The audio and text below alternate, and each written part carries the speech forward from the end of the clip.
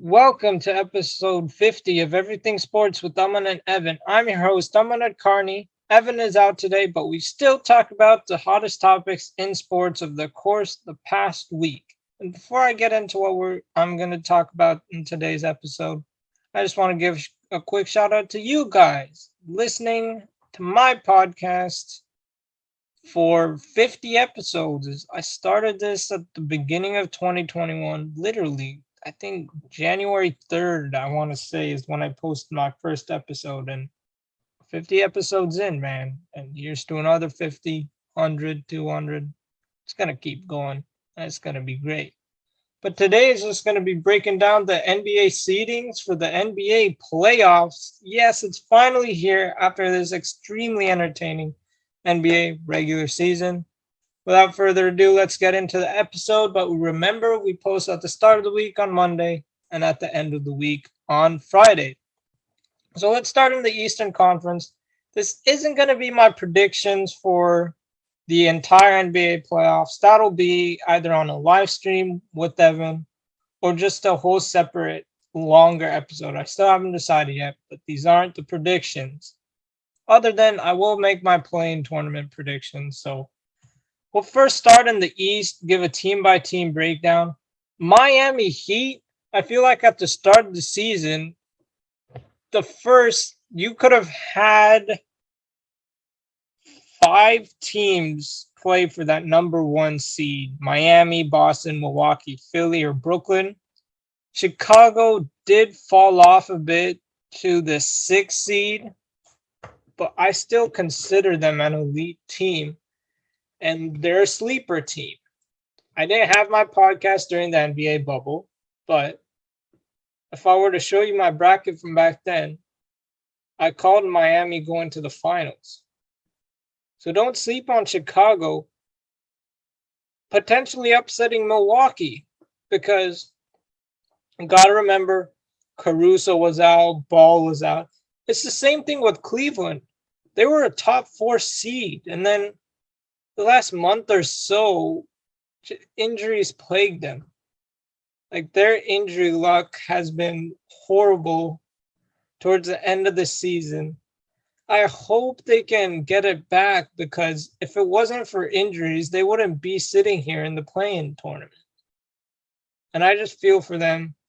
I'd want them to just make the playoffs because they deserve it. Darius Garland, Evan Mobley, Jarrett Allen, Karis LeVert, even Kevin Love has been honestly having a resurgent season. I believe he played 15 minutes and got 32 points in 15 minutes, something crazy like that. So the Cavs have had a resurgent season. But anyways, Miami gets the 1 seed. Jimmy Butler, Udonis Haslem, Eric Spoelstra had that heated argument after trailing to the Warriors, ended up losing that game without obviously Steph and other guys, but that's just the nature of their team, and it's no surprise they're number 1. I feel like they were so close to being my pick for number 1. I forget who I had number 1, but I'm honestly not surprised Miami's number 1. But Celtics as the 2 seed. They were the 11th seed early in the season, guys. The 11th seed. They were underwhelming. Everyone was saying they should split up Jaylen Brown, Jason Tatum. People thought Brown was going to be traded at the deadline. But no, they stuck to it. Robert Williams, that's a big loss for Boston, especially if they face Brooklyn in that first round. And let's face it, Milwaukee rested their starters to avoid Brooklyn. There's just no other way. I think everyone caught them in the act. But Boston, with that league-leading defense, Robert Williams, who does deserve a nice contract with how he's been playing, that's a big loss for them. If they face Brooklyn, I think Brooklyn's going to beat Boston. I really do, especially if Robert Williams misses the entire first round. They do have the centers. Like, Getting Theis back to Boston was a good move. Al Horford is still going strong, so they still have centers. I'd still pick them to win in round one, but it's not going to be smooth sailing against Brooklyn or Cleveland. So, I mean, Milwaukee, they're the 3 seed. They're top. They're always a top team in the East. Philly with James Harden.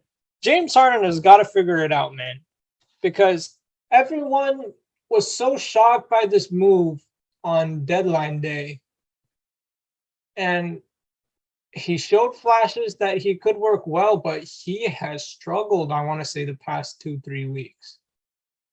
And with Matisse Thybulle not being eligible to play in Toronto, games 3 and 4, and then game 6 if necessary, I would assume, because that's back in Toronto.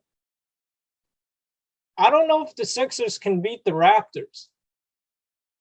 I'll still pick the Sixers, but that's honestly a toss-up for me because you're losing Thybulle for 2 games, potentially 3, in a series against a really good Toronto team. And on a side note, these athletes that aren't vaccinated, what are you doing? There are very clear benefits. I know it's your choice, but there are very clear benefits to getting a full vaccine dose.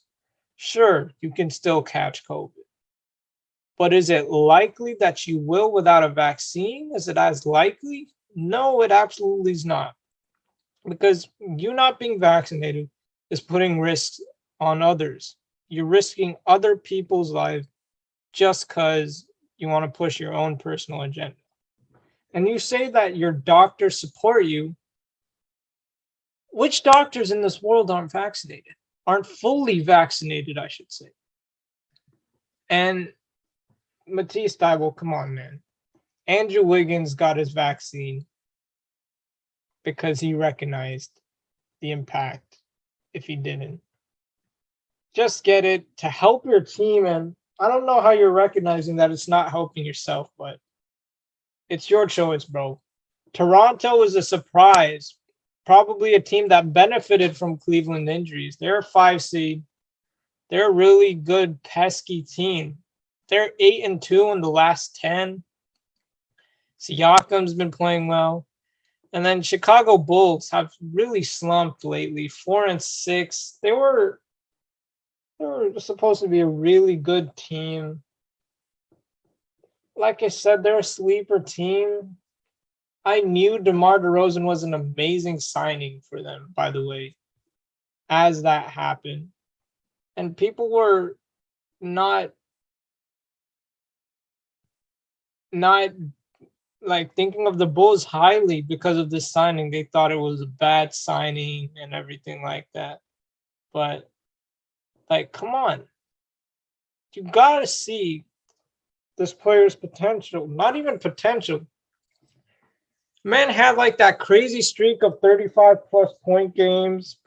And I feel like he's just so underrated now. He's rightfully an all-star starter. And I'd go as far to say as he's a Hall of Famer, to be honest, because that's what he is. So many people underrate him, and he just put the whole league, he put everyone on notice. And honestly, it's not a surprise to me. It really, really isn't. Because his success in Chicago, I knew about.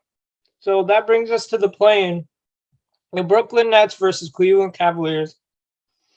My heart says Cleveland, but in a single elimination game against Kyrie and KD, knowing that their backs against the wall, I'm going Brooklyn. And then Atlanta, Charlotte. I'm going Atlanta. Charlotte's defense has been so inconsistent. They added Montrezl Harrell, but I'm going Atlanta. And then I think Cleveland beats Atlanta. I still think they'll sneak into the playoffs as the 8th seed. So Brooklyn will get 7 and Cleveland will get 8. And now the West, the Phoenix Suns at 64-18. I feel like it was no surprise there. It was between them and Golden State. But the 2 seed, the Memphis Grizzlies, everyone thought they were pretenders early in the season. But without John Morant, they put the NBA and again the NBA fans on notice. John Morant, an MVP candidate, most improved candidate, even though my most improved player is Jordan Poole, because look at his impact on the floor. He had a streak of 20-plus point games. And it's most improved. Like Draymond described the most improved player award the best, I feel like. So go listen to him. And then I definitely think it's Jordan Poole as most improved. But the Warriors faltered after the All-Star break with Curry's slump. The team went on a slump with Draymond out. They had a 5-game losing streak at one point, I want to say 4 or 5, but they ended the season on a 5-game winning streak, which is great news for them. But they finished the season 3 games behind Memphis for that 2 seed then. With Denver as the 6th seed, with Michael Porter Jr. and Jamal Murray potentially returning for the playoffs? This is not your normal Denver 6th seed. Ooh, Nuggets, Jamal Murray, and Porter unlikely to return during playoffs. So I think that the Denver Nuggets will be eliminated by the Warriors. But again, the Warriors have shown they're so vulnerable at times. And they're 12-4 in their division. That's actually the best in their division. So if it comes to facing Phoenix, we'll see. Memphis has absolutely owned Golden State Warriors in the past couple seasons as well. So we'll see what happens with that. And Dallas Mavericks. Luka Doncic's technical foul rightfully was rescinded, but I know they're trying to compete with Golden State Warriors for that 3 seed. But honestly, you'd rather play Utah than Denver, I feel like. And they played Luka. He got hurt. And his status for game 1 is up in the air. And it comes down to a game in the playoffs. Denver Nuggets. Wow. Denver Nuggets. Nikola Jokic, an MVP candidate. Joel Embiid's my MVP. I just want to tell you right now. When an award episode comes out, Joel Embiid is my MVP. Hands down. Man got a scoring title. First center, first big man since Shaq. There's just no way he shouldn't win MVP. He has to win MVP. I understand Jokic is MVP, but I personally would pick Joel Embiid. That being said, I think the Warriors will beat the Nuggets. Like, you gotta understand, Steph, Draymond, and Clay were out at some points in the season. Denver beat the Warriors 3 times out of 4. I want to say most of those games were without Clay or Draymond.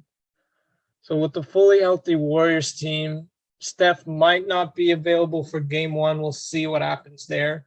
But even then, the Warriors, I feel like, will definitely pull it out because in terms of injuries and their backs against the wall, Curry has proved, and the Warriors have proved, and they're not going to back down. And Kevin Durant was out in that Houston series.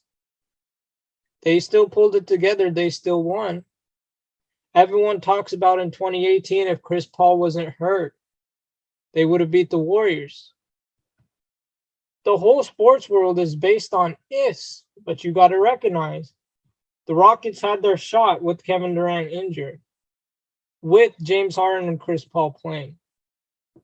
And nobody's recognizing that. That's a valid point. If Chris Paul was healthy in that 2018, I say the Warriors still beat him.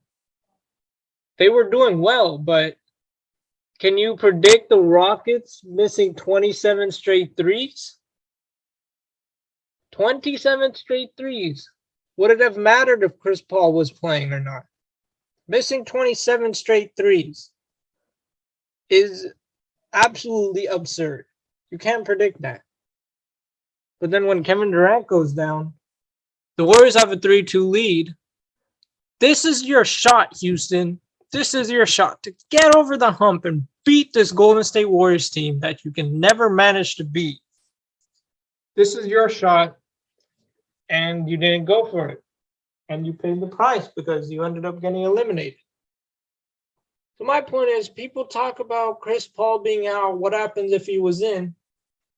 Don't ignore the fact that Kevin Durant was not playing in 2019 because of his Achilles injury. So don't ignore that. Because the sports world, again, is filled with a lot of ifs, a lot of opinions. And that's my opinion. It's really unfair to say that the Warriors would have lost in 2018. I mean, as a Warriors fan, I'm not even being biased here. You can't say that the Warriors would have lost to Houston in 2018 and ignore the fact that the following year, with the Chris Paul and the Kevin Durant out, they didn't beat Golden State. Like, I don't think you can do that. But the Western Conference 7th seed, props to Minnesota, man. Props to Minnesota, because I've been a Karl Anthony Towns supporter for a while now. I'm so happy that he's gotten that 60-point game, and Anthony Edwards is a borderline most improved player candidate too. He's got a real bright future ahead of him. Chris Finch just got that extension, and I'm so happy for the Timberwolves. I love Karl Anthony Towns, and I think they beat the Clippers. The Clippers did a great job without Paul George for the majority of the season, and obviously without Kawhi. But I feel like if Clippers get 7, then Memphis advances, and I might actually pick Minnesota to beat Memphis. I'm telling you that now. I know John's an MVP, and Memphis has this great team and all, but they've only experienced the playoffs 1 year, and now with fans and everything, with an increased pressure, I know Ja Morant, and I know this team won't fold, but I don't know. I just have faith in Minnesota. I really do. And then the 9-10, New Orleans, San Antonio. Zion Williamson has to figure things out because the New Orleans Pelicans are a real good team with CJ, Zion, and Brandon Ingram. So now, with this team, with this Pelicans team, oh my God. This Pelicans team is not a 9 seed with Zion, with CJ, with Brandon Ingram.